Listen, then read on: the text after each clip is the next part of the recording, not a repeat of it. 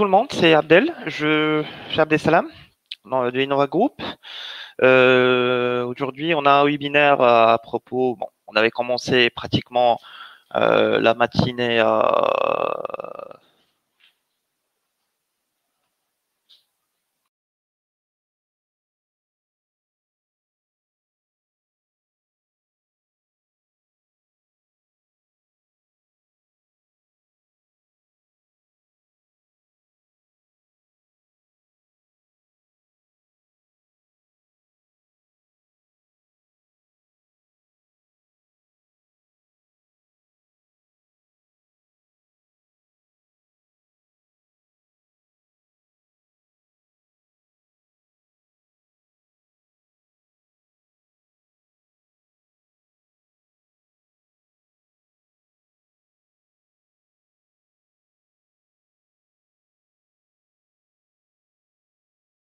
Bonjour tout le monde. Alors, c'est Abdeslam d'Innova Group. Je suis un partenaire 3CX et aujourd'hui, comme on l'a fait ce matin, en fait.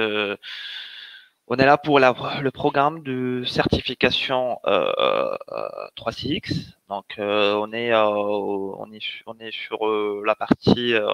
On a déjà entamé ça ce matin. En fait, on a fait la première partie pour le advanced, le niveau avancé. Et puis, on va continuer la formation. Donc, j'espère que vous nous entendez très très bien. Donc,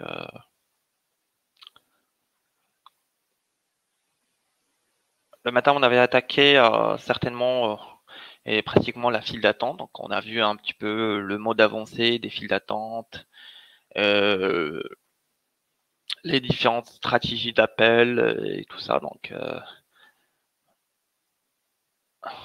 là, on va pouvoir. 2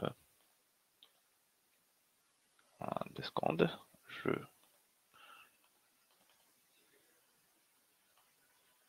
Donc là, on est sur la partie routage entrant avancé. On a pratiquement on a 3 volets à avoir dans cette formation. Donc on est sur routage entrant avancé. On a la notion des ponts et puis par la suite, s'il nous reste du temps, c'est un webinaire de 30 minutes. Donc s'il nous reste du temps, on va pouvoir y avancer et aussi voir la partie routage sur temps avancé. Bah, sinon pour le reste, je vous invite quand même à pouvoir rester avec nous ce jour parce que on a toujours un webinaire qui est programmé pour 16 heures locales. Et puis on va continuer le reste. Bon, pratiquement on est sur trois volets. Donc on avait commencé avec file d'attente, messagerie file d'attente, et puis là on est sur la deuxième partie. Après on va finir par les 2 derniers modules, à savoir sécurité et antifraude dans le système 3CX, et après finir par le voir un petit peu le dépannage basique. Voilà. Donc, alors on commence et j'espère que vous avez la présentation, vous avez tout ce qu'il faut. Ah, on commence. Donc rotage entrant avancé. Quand on dit qui dit rotage entrant, dit bien qu'on est sur des appels entrants. Donc, dès que le système reçoit des appels, normalement on devrait leur appliquer du routage spécifique. Voilà. Donc, qui dit routage entrant. Donc, on a la notion. Alors l'objectif est généralement du module routage entrant avancé, c'est de savoir quand même manipuler les CID. Qui dit CID, c'est les numéros de l'appelant. Et même voir comment on pourrait reformater, disons si on a un numéro qui vient et on voulait quand même reformater l'affichage de ce numéro-là. On va pouvoir le détailler ensemble dans le module. Donc, les routages entrants par CID. Donc, c'est la même chose comme un SDA, donc c'est un CID, mais l'appel est routé selon le numéro de l'appelant. Donc, là, vraiment, ça diffère un petit peu parce que le SDA, c'est le numéro de l'appelé, et là, on est sur le numéro de l'appelant. Voilà. Donc, destination, on peut certainement spécifier des destinations s'il le faut, des destinations spécifiques à savoir. Bon, 2 secondes, je reviens. Alors, on était sur du routage entrant par CID.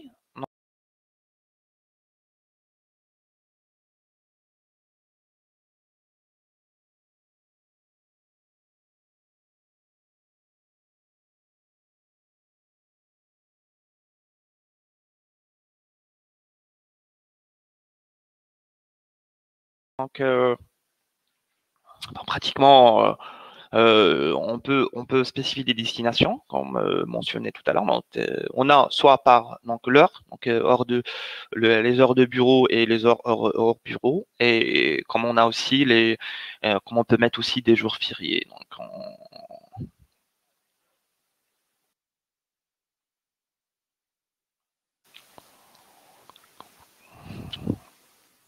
aussi, une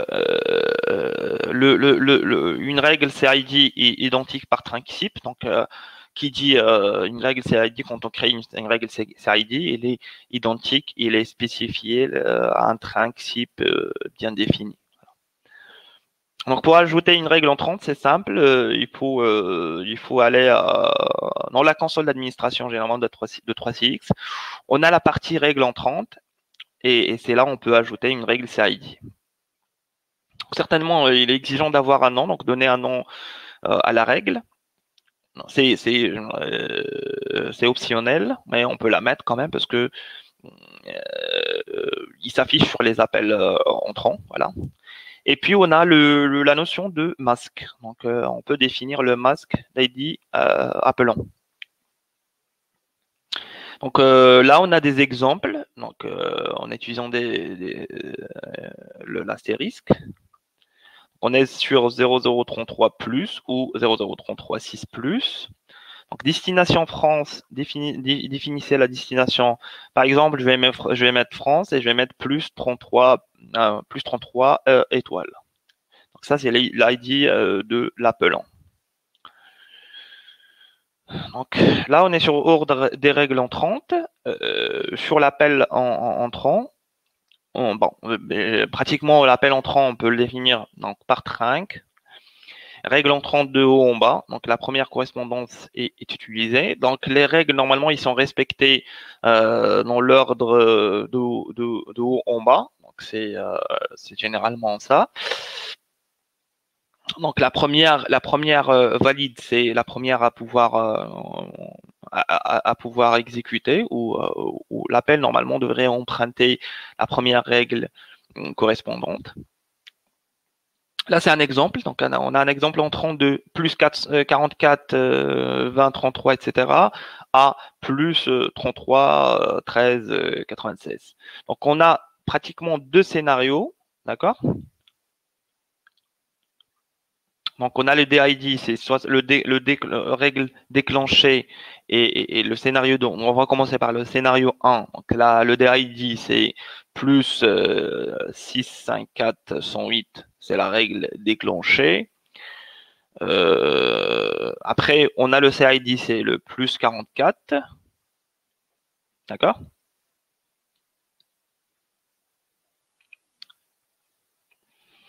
Et sur le scénario 2, on a pratiquement le plus 44, c'est la règle déclenchée. Donc, on a le CID, il est là et il est affiché de l'autre côté. Donc, c'est le scénario 2.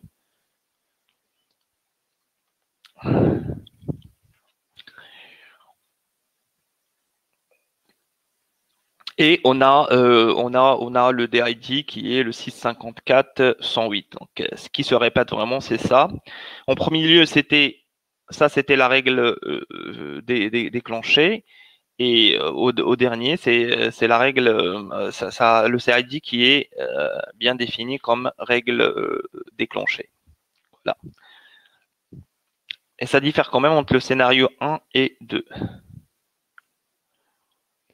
Donc changer l'écran. Donc on était là. Donc on peut également changer le format de numéro de l'appelant en se basant sur les expressions régulières proposées propres à 3CX. Ça, généralement, vous en trouverez. Et on aurait des exemples ici même. Et on a même un lien qui mène vraiment vers les formatages, les différents formatages avec certains scénarios. Donc, identifie le masque source. Donc, il faut identifier le masque source. Remplacer, reformater selon le masque de remplacement. Donc, il y a certainement, on a deux règles, une pour identifier et l'autre pour reformater. Et on a l'option de ne pas formater, ne pas reformater le nom de l'appelant. Donc, le nom de l'appelant, ça va rester générique, quoi. Donc, l'idée ou bien la question ici, pourquoi pouvoir formater le CID? Généralement, quand on a donc le appelant, on voit normalement, ou l'opérateur même, on voit un ID invalide. Ça nous arrive souvent avec des FXO. Là, on a le numéro qui arrive sans le 0. Donc, pour le formater, généralement, il faut que ça s'affiche bien et pour pouvoir le réutiliser, le rappeler s'il le faut et avoir un affichage correct. Donc c'est ça en fait, le rappel est échoue. Bah, généralement, oui, c'est ça. Donc si l'opérateur nous envoie un numéro avec un manque, si on rappelle, normalement ça ne devrait pas passer. Donc pour y remédier à ce problème, on utilise le formatage. Donc exemple, l'opérateur envoie un CID avec 44 de machin machin. L'extension manque l'appel et tente un rappel. L'appel échoue car le numéro d'appelant est invalide. Donc c'est exactement le cas. Donc pour avoir la solution, il faut généralement dire que tout numéro commençant par 44, ajouter plus, puis router l'appel. Ça veut dire le numéro, l'opérateur envoie le 442, mais nous, on va le formater en rajoutant un plus en premier. Comme ça, il serait un numéro valide. Pardon. Voilà. Et des règles de formatage de CID entrant. Pour créer une règle, c'est simple. On se réfère toujours à la console administration. On a Trinxip, on fait modifier et on a onglet, comme on le voyait, donc ID de l'appelant, onglet ID de l'appelant. Donc section entrant uniquement, parce que dans l'idée de l'appelant, on a entrant et sortant, donc on va se mettre sur entrant uniquement. Et puis là, comme vous le voyez, on a une petite image illustrante. On voit bien le masque. Donc il y a un appel qui arrive avec le 44, qui commence avec le 44, et peu importe ce qui vient après. On remplace masque remplacement. Donc le 1, ça correspond bien à l'emplacement 1. Donc, où il n'y avait pas le 44. Ah, bon, juste avant le 44, pardon, on va mettre un plus. Donc, on va rajouter un plus dans le premier, avant le premier chiffre, voilà. Donc, les masques sources, voilà, on a quelques expressions propres à 3CX. Donc, on a le point, c'est un chiffre, 2, c'est 2 chiffres. Donc, point, ça correspond à un chiffre. On peut mettre 2 jusqu'à 10 ou même, voire même plus. Donc, ça correspond à des chiffres. Là, si on met un point étoile, comme on a fait tout à l'heure, partons sur l'exemple, on est sur, donc si on met point et étoile, systématiquement, tous les chiffres restent. C'est-à-dire peut-être utilisés à la fin seulement. Donc, on a l'étoile, ça représente tous les chiffres, peu importe le chiffre, et tous les chiffres normalement correspondants vont pouvoir rester. Donc, voilà.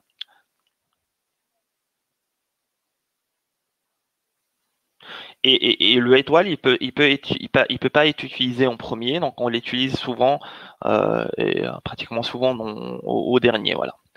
Donc, on a le 0,9 virgule plus, donc c'est des chiffres fixes, donc soi-disant de 0 à 9, et juste après on rajoute le plus. On a les parenthèses. Donc on enregistre le contenu dans une variable, donc ça s'enregistre dans une variable. exemple. On a un petit exemple qui montre l'intérêt d'avoir les étoiles, Donc, on a 32 points étoiles. Tous les numéros commencent par 32. Donc, vous vous souvenez, là, on est tous les chiffres restants. Donc, qui que ce soit, normalement, le numéro reçu doivent être les numéros reçus, pardon, doivent être reformatés en rajoutant un 32 à l'idée de l'appelant. Voilà.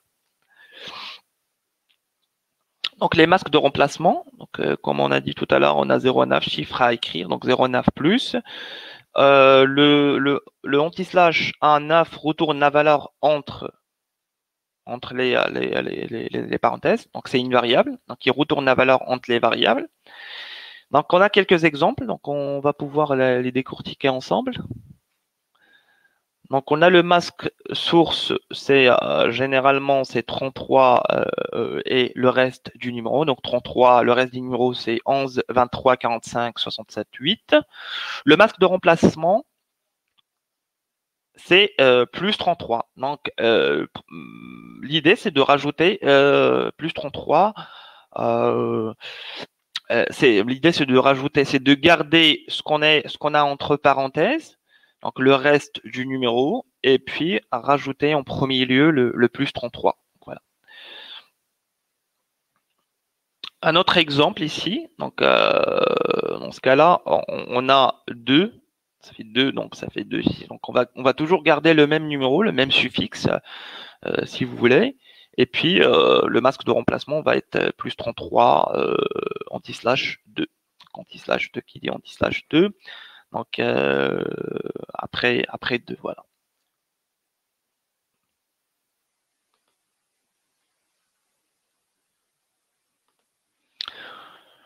Ok, d'accord. Bon, ensuite aussi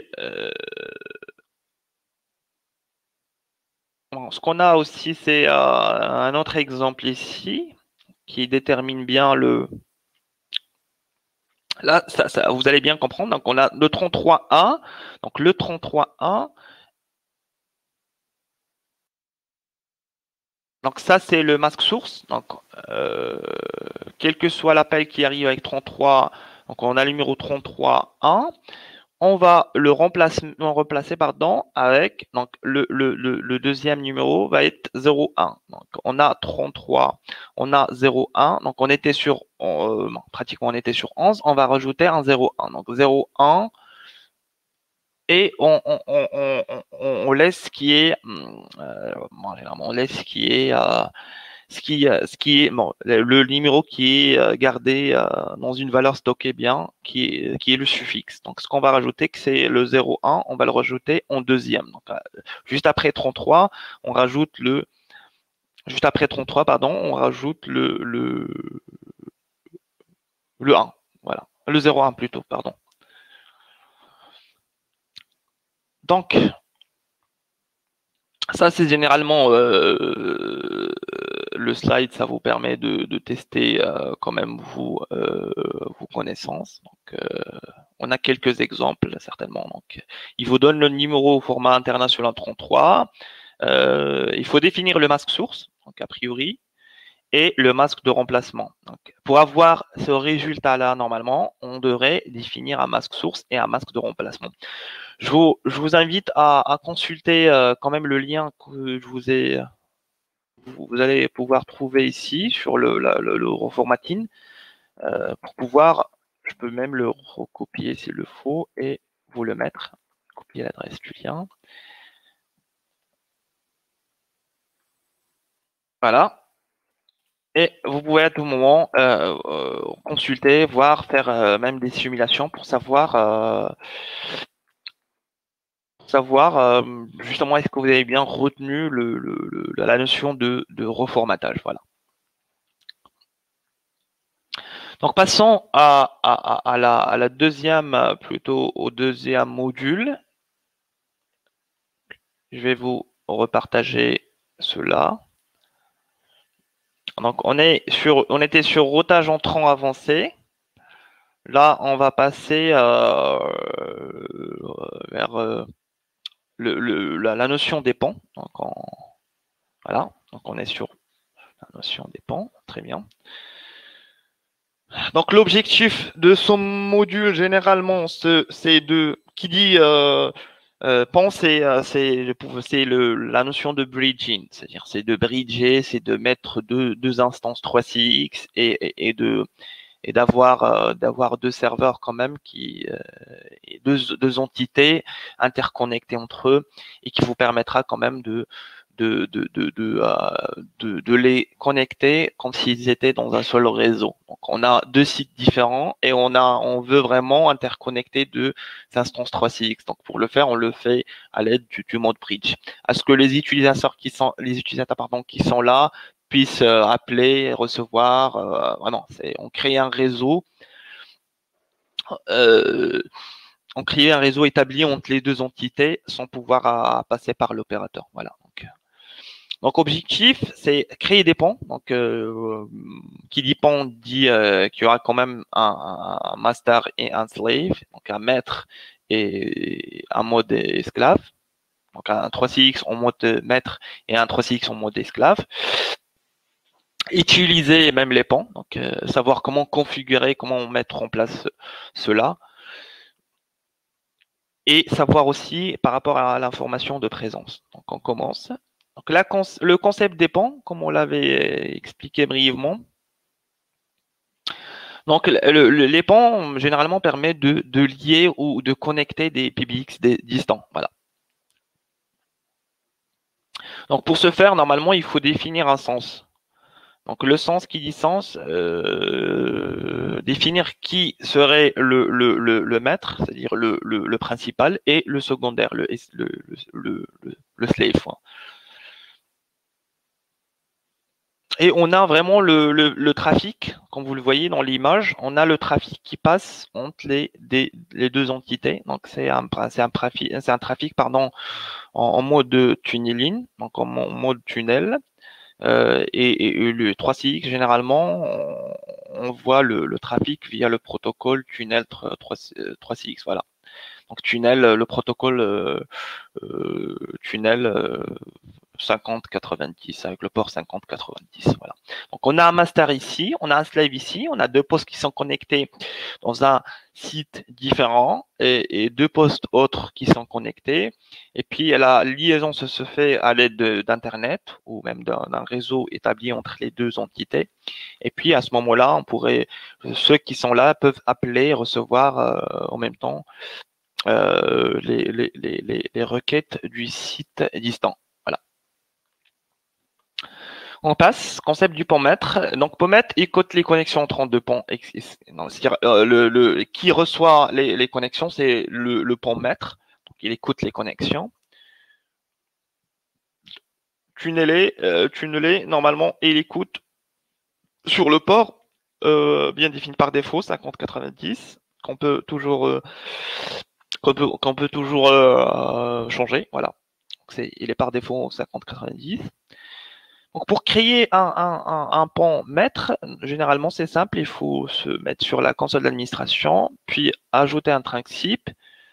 Dans la partie Trinksip, pardon, dans le volet Trinksip, dans l'onglet, ou plutôt dans l'option Trinksip, on va pouvoir ajouter, comme vous le voyez ici, ajouter un pont et précisément le mettre en mode maître. Voilà. Donc une fois que c'est fait, normalement on a un nom du pont à pouvoir mettre. Donc, et il s'affiche sur l'écran de présence. Donc on a le nom du pont, le numéro d'extension virtuelle. Ceci doit correspondre certainement au pont esclave ou slave, voilà. On a le préfixe de règle sortante. Donc le préfixe de règle sortante, c'est qui nous permet de faire un appel vers le pont suivant. Voilà. Donc c'est bien ça, préfixe pour joindre l'autre côté du pont. Voilà. Et on a le choix de le spécifier comme on peut le laisser vide selon la configuration bel et bien établi. Voilà. Le nombre d'appels simultanés maximum. Donc, on peut définir certainement le nombre d'appels qu'on pourrait avoir et que le pont pourrait supporter. Donc, c'est le nombre d'appels autorisés. Normalement, cela il est défini certainement par rapport à la licence. Donc, il est on peut pas avoir plus. Prenons l'exemple si on a une licence 4 appels simultanés pro, on peut pas avoir 10 ici parce que ça diffère de la licence qu'on avait activée. Voilà. On a toujours une authentification. Donc, généralement, ce qui se passe, c'est qu'on a deux instances. Donc, l'un se connecte à l'autre. Donc, l'esclave utilisera le mot de passe pour s'enregistrer au serveur maître. Donc, il est exigeant d'avoir une sécurité quand même pour ne pas avoir des problèmes ou quoi que ce soit. Donc, il est préférencié d'avoir un mot de passe assez complexe. Il doit être complexe. D'ailleurs, 3CX l'exige, c'est-à-dire à la console même, quand on crée alors il faut certainement, quand on crée le maître, le pan, il faut certainement spécifier un mot de passe complexe. Et finalement, on a le pont tunnelé. Donc le pont tunnelé, normalement, c'est le PBX distant. Donc si on coche celle-là, il faut certainement renseigner l'IP et le port de l'esclave. Donc il faut du secondaire, soi-disant. On va pas mettre, c'est maître et secondaire. Donc on passe.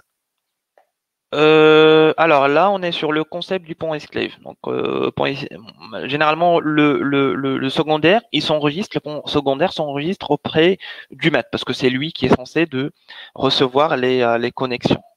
Comme on l'avait vu tout à l'heure. Donc, c'est lui qui est censé de recevoir les connexions. Donc, il est en mode listening. Donc, il attend vraiment à ce que une connexion soit établie ou à ce qu'ils reçoivent des communications pour qu'ils puissent les traiter. Le port utilisé, comme on a mentionné tout à l'heure, c'est le 5090. Donc le pont est secondaire ou esclave doit être sur la même version et service pack que le pont maître. Donc ils doivent être sur la même version pour que ça ne crée pas de problème de connexion quoi que ce soit. Donc il est préférable de les mettre sur la même mettre plutôt les deux instances sur la même version. Voilà. Donc c'est la même façon pour créer le pont esclave ou esclave. On le fait avec dans l'outil administration toujours, Trinxip. Après, on ajoute le pont. Donc une fois créé, on a pratiquement les mêmes informations que ceux qui sont notés sur le maître. Donc le nom du pont. Il s'affiche sur l'écran de présence. Donc, le numéro d'extension virtuelle. Donc, celle-là, ça doit correspondre au pont maître. Préfixe de règle sortante.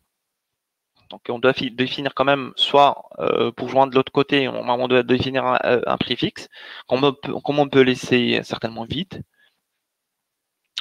Nombre d'appels simultanés, on peut décider de limiter le nombre d'appels simultanés pour ne pas dépasser vraiment le nombre autorisé.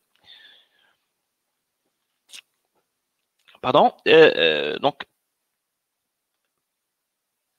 pour créer, normalement, une fois créé, on a toujours le mot de passe. Donc, on a l'authentification pour s'enregistrer au maître. Celle-ci doit correspondre certainement aux règles du maître. Après, on peut coucher certainement si on utilise un tunnel SBC. Et puis renseigner l'adresse IP du maître. C'est vraiment le contraire du maître parce que le maître on met pratiquement celui du esclave, le pont esclave et vice versa, voilà. Donc il faut, une fois créé, généralement, il faudrait checker, voir s'ils sont interconnectés, donc s'ils sont en vert. Donc, on a dans la console administration Trinxip, on peut voir certainement ce qu'on a créé, donc les pans créés, et il faut s'assurer vraiment qu'ils sont connectés et qu'ils sont affichés en vert, que la communication ou la connexion passe entre eux de façon réussie.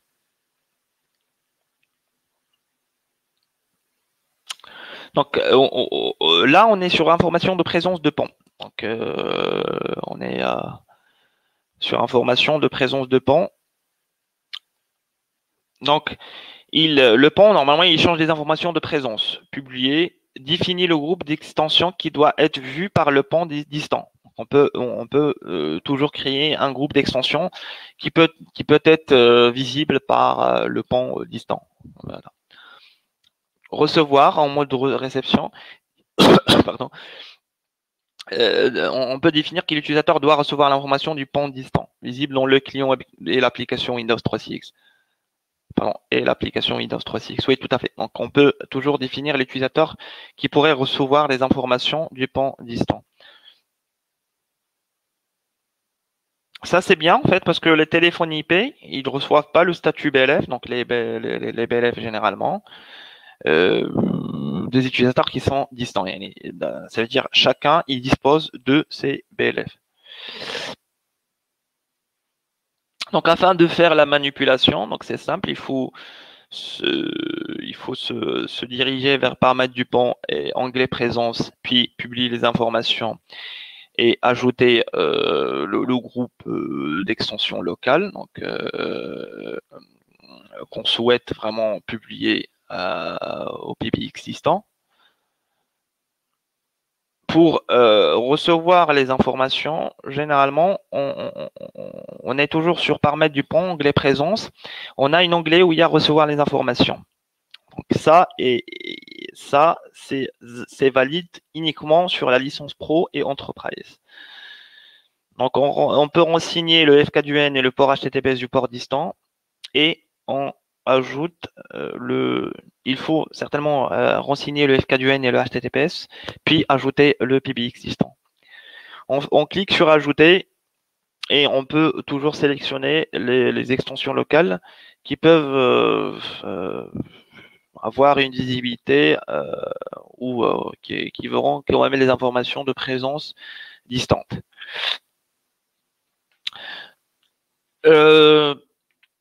Là, sur le client 3CX, donc pas la console d'administration, mais c'est la console client. Donc, on a certainement une visibilité du site distant, si jamais on l'avait attribué. Donc, sur statut d'extension, on a la possibilité de voir plusieurs pans. Donc, comme vous le voyez dans l'image, on a pan vers Toulouse, donc on voit bien ce qui se passe, on voit bien là, ce qui est partagé entre les deux sites. Voilà. Donc là, il faut prévoir à l'avance les numéros d'extension. Parce que l'idée, en fait, c'est d'interconnecter les deux sites et pouvoir appeler entre eux sans avoir à des complications, sans avoir à des conflits. Voilà. Donc, on a le scénario 1, généralement, plan de numérotation. Donc, le pan maître extension sur 4 chiffres, en exemple, donc c'est l'extension sur 4 chiffres, on est de 1 à jusqu'à 1xxx, c'est un exemple. Et le pan esclave, toujours extension sur 4 chiffres, mais cette fois-ci, on commence le chiffre, on est sur 2xxx. Donc, appel règle sortante. Donc, pan maître, ça c'est sortant. Pour le pan maître, on va mettre le préfixe 2. Donc, on va mettre pratiquement le préfixe 2. C'est le numéro d'extension avec qui l'esclave commence. Donc, on met 2 et on met l'angor 4. Donc, si jamais je tape 2000, il va appeler le correspondant qui est sur le site esclave, sur le pan esclave, ayant l'extension 2000. Donc, il va appeler l'utilisateur ayant l'extension 2000. La même chose pour le esclave. Donc, il faut définir certainement les mêmes spécifications que le mètre. Donc, il faut mettre le préfixe 1 et avoir la longueur 4. Donc, à ce moment-là, pas de préfixe requis dans les paramètres du pan. Donc, bon. Donc, le scénario 1, généralement, on a la numérotation et on n'a pas de préfixe requis à pouvoir définir parce que on a les spécifications de chacune des instances. Scénario 2, pas de plan de numérotation, donc on n'a pas de plan de numérotation, on n'a pas défini un plan de numérotation, donc on est sur extension 4 chiffres, 4 chiffres.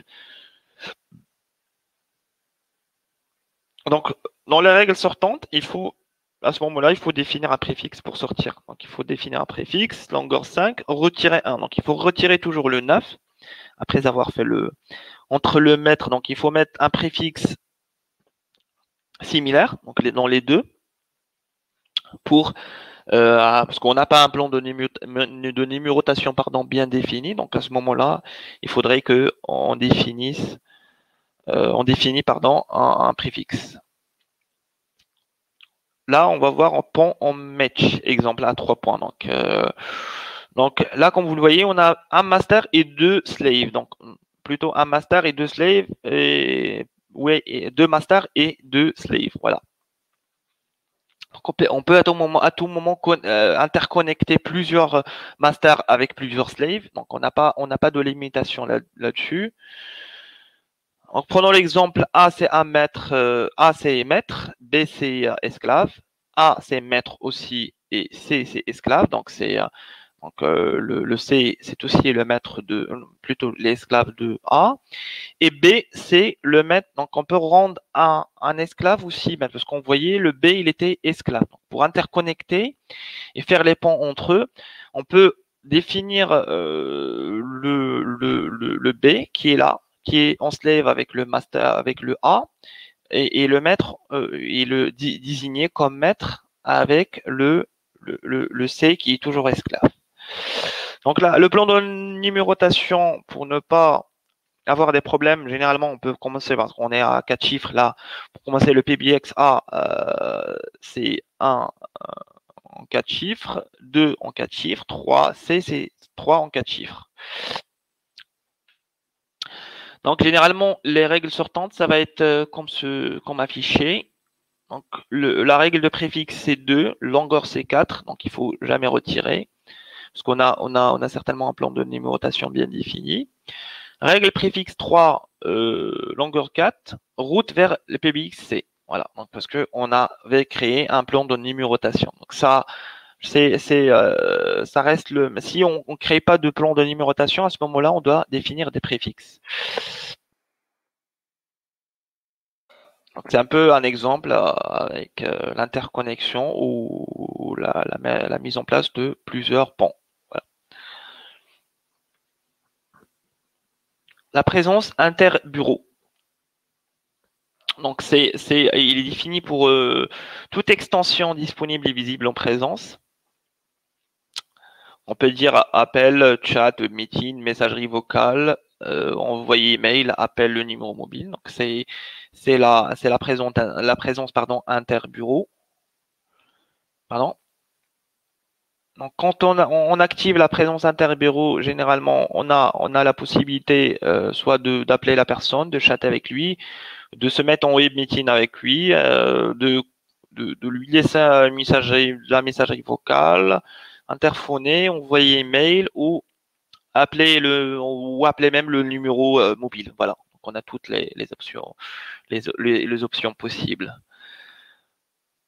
Voilà, donc c'est tout pour aujourd'hui. Bon, généralement, ce qui nous reste pour la toute dernière formation qui serait vers 16 heures, c'est on est sur 3 modules, donc on va essayer d'accélérer un petit peu parce que là il ne reste plus de temps. Je vous donne rendez-vous à 16 heures pour finir la formation en 3CX avancée. Pour vous dire, normalement on a 3 modules, donc les routage sortant avancé. On a aussi sécurité et antifraude. on a le et en dernier, on va finir par le dépannage basique. Donc voilà, c'est tout pour l'instant. Et bah, je vous laisse. À 16h, on a toujours un webinaire qui reste. Donc, je vous donne rendez-vous à 16h. Et si vous avez des questions, bon, bien sûr, n'hésitez pas. Voilà, c'est tout pour le moment. Merci.